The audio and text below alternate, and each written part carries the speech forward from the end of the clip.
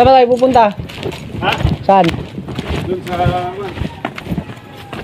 Nabito na ba yan? Video na to. Pupunta na doon. Huwag mo nang daling yung... Diyan na lang, aangkas na lang ako. Oo. Sige ba? Check the place. Wala namang nagpa-parking dyan ko.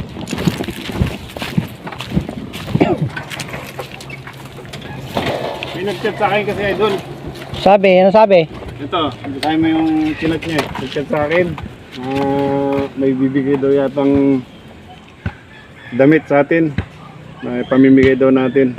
Sasama sa pamamigay natin. Oo. Ito yung chat niya eh.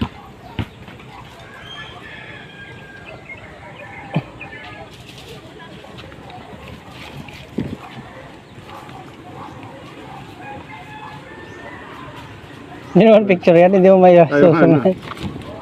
Ayun idol, tingnan mo. Ay ganito na lang natin, ikaw natin. Screenshot. Wow.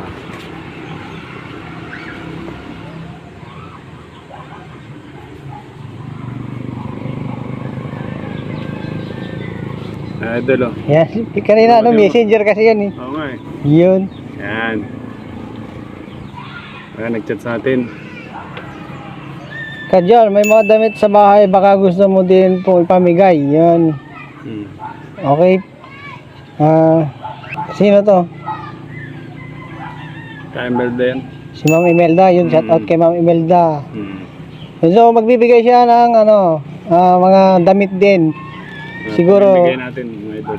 napanood siguro niya yung ating video nung nakaraan, kaya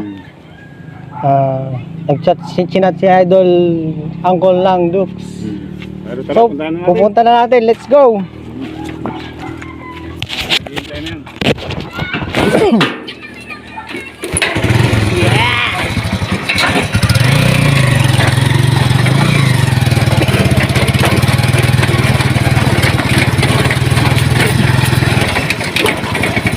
Ang pagtulong ng walang hinihintay na kapalit ay tanda ng tunay na kabutihan.